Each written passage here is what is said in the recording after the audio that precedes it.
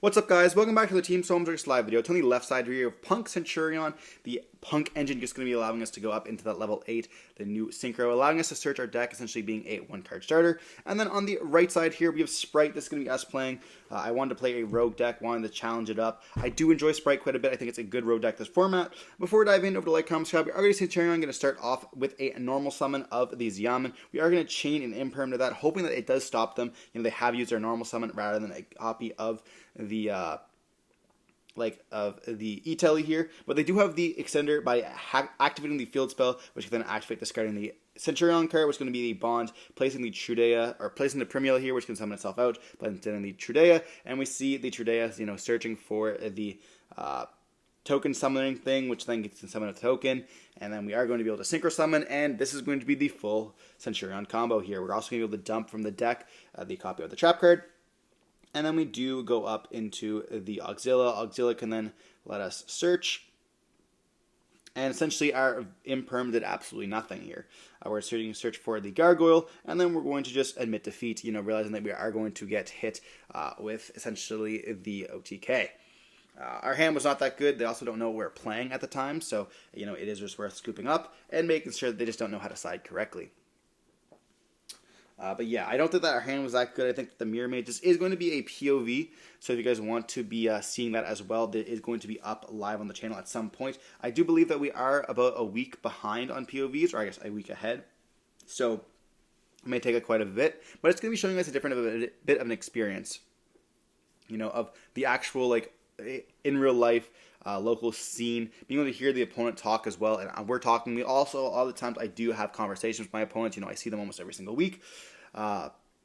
Despite different stuff, I do say things like, oh yeah, I should have done this, pointing to a card in my hand, realizing it, my opponent doesn't know what card I'm talking about, of course, but you guys do when I'm pointing to the card, and I do explain a little bit of the combos as well, and having a conversation. I think here, I completely forgot that Calamity was banned, so I said yeah, I was going to get Calamity locked, but he told me he was going to go for a Psychic Hand Punisher instead, but I had a starter in the hand, so I would have just burned myself and essentially just wouldn't have been able to play that way, which would have been kind of interesting, but, knowing a little bit now is going to be a little bit different. We do know some of the Beaver is going to get hit with a copy of the Veiler. We set 2 cards and we pass turn. Kind of a crazy end board, right? Best normal summon in the game gets hit with a hand trap, and that's just going to be it. So we are going to be seeing them attempt to go battle phase here. This means we're going to hit with evenly matched. We then activate a D barrier in the battle phase, essentially just saving us from losing that card there, making them not be able to go synchros in the main phase 2. And then we banish the Beaver, keeping the face down. Looking back, I probably should not have done that, because if we do draw into any of the blue or something like that, we are going to get hard punished. But we unfortunately don't. We draw into a starter, and we never get punished. So we activate the starter, summon the blue. Blue is going to let us search for a copy of the Jet. Jet's going to summon itself out, allowing us to search for a double cross here. We are going first, and we do get hit with a Droll and Lockbird on this, which is going to be pretty important, which is why we activate the starter in the draw phase here. Droll is going to be a very good card in this format, as well as it also dodges a copy of the Veiler, which we did see them use earlier here. We do ask about the Atri here. I'm not exactly sure why he ended up summoning it, but I guess we'll never know. We do go for a Spring. Spring gets in the Angler to double summon out the double Beavers here, and we get to go out to a Gigantic. So we do have to be careful, because we don't want to lose to another evenly matched. And I was thinking to myself, well, maybe he has a double evenly. Now, I didn't even think about it during my turn. I do mention this during the POVs, but this is what I mean. In this case where I'm actually thinking, I also think out loud to my opponent, because it doesn't exactly reveal here. This is a local scene, but I'm saying something like, oh, well, what do I have to play against here? We can have a double evenly match. If I can do this, now I know I can't get Nibiru. And stuff like that. We are under Droll, both of us, which is kind of important here. So I can't really even summon out the Toad dump, and then search for the field spell here, or the spell here. So I end up going for a Carrot instead, because I'm not that worried about monster effects. I do have a Imperm in the back row, so I summon out a Carrot there, which is going to help me protect my life points. We do end up going evenly matched here, and we do just negate with the Carrot, losing that one body. And then we just set an additional card, and we just pass turn on that. So now we have a Carrot, which can destroy a spell and trap, if it is the field spell here, and they do activate the E-Telly there, and we do have Ash Blossom for this, and that's going to be pretty powerful. They have a normal summon of the Trudea here, and this is when we flip up the Imperm, I do believe. So having Ash, Imperm, and then a Carrot essentially just guarantees us that we are going to have the game here. So we are going to go for the Imperm there, and they're going to be beating us over with over the Carrot, and we do chain a double cross to essentially suck up that Primilla here. Force them to have essentially 0 cards. So we are going to be able to OTK the next turn for sure, because we can just attach to summon out. So here we're going to be able to do this, and we summon out here our copy of, I believe, a Swap Frog. Swap Frog can then send the Mirror Mage. Mirror Mage can then get us the copy of the spell. We then summon out the going for a Toad, and then we go Battle Phase 32, 22 plus 10 is just going to be enough for the game. So you might be wondering, well, why didn't he scoop here? Well, the truth of the matter is this is going to be like an 11-minute video. I scooped game 1 because I did not want to sit there and try to struggle through a Centurion end board, as well as I didn't want to reveal my deck. Game 2, there's 0 reason to play. Our 0s do not play, getting to know more about my deck, if he gets a top deck, or, even just be able to do it. And, we're also on video, so a lot of the times you are going to be seeing a lot of players end up playing it out, especially if the turn's going to be pretty quickly. You're going to get OTK'd this turn, let it just summon it, let it happen, and that's just going to be such a game. It also provides you with the knowledge to know how your opponent is going to get game and what your opponent is going to be playing. Like, if we were not playing the Swap Frogs, now you should be playing the Swap Frogs if you're playing Sprite, but we could have summoned something else, and then that would have been able to be a different kind of an end board there.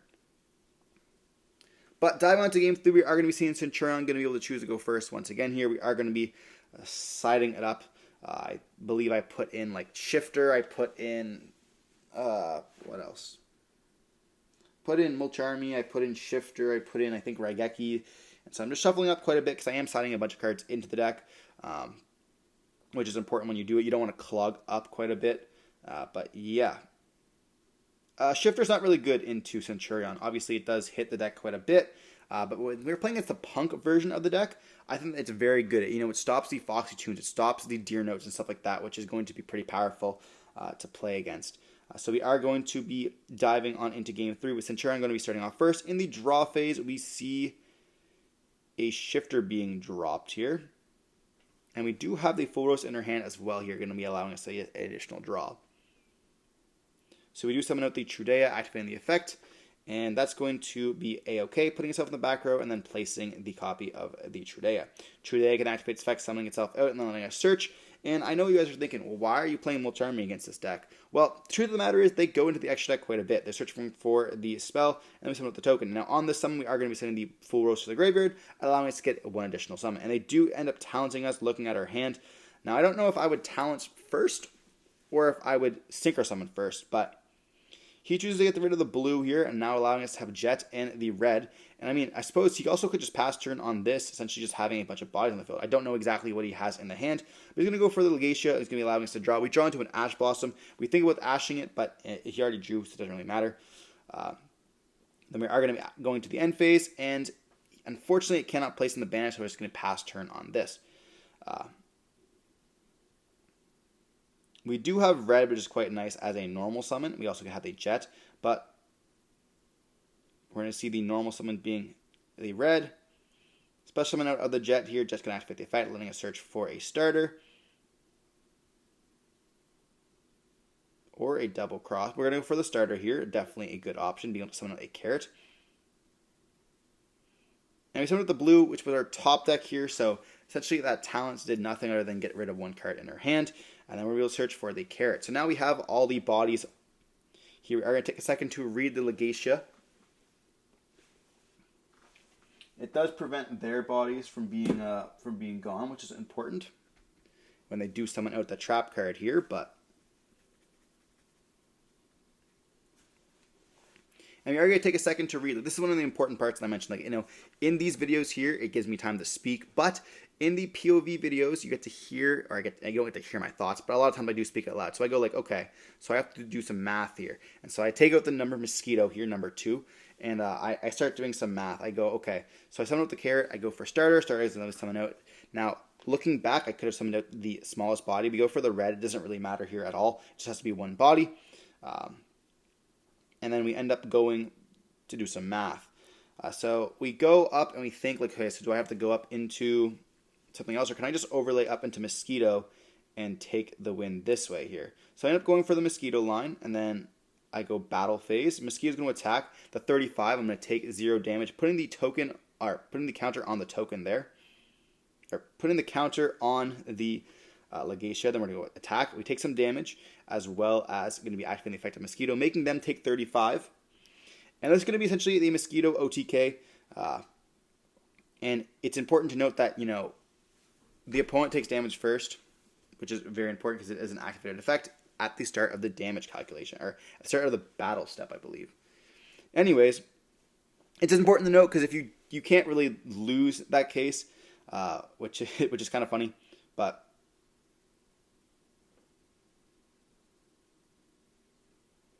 we're going to take a second to read the card here because I want to make sure, if I attack, if I take damage first, but I want to know. So we do ask a judge here, and we read the card out loud, and then I realize how stupid I sounded, and that, we take damage. Damage effects obviously go first here instead of the damage step, and we end up taking the win here with the number 2 OTK.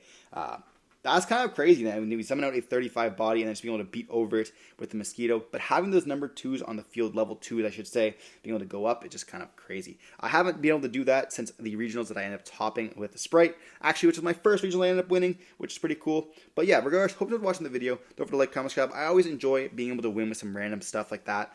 The Mosquito OTK is always going to be pretty cool. I haven't featured it on the channel before, so I was glad to feature it now. A little bit of a shorter video, but regardless, hope you're watching. Don't forget to like, comment, subscribe, see more content like this. But stay safe. Peace.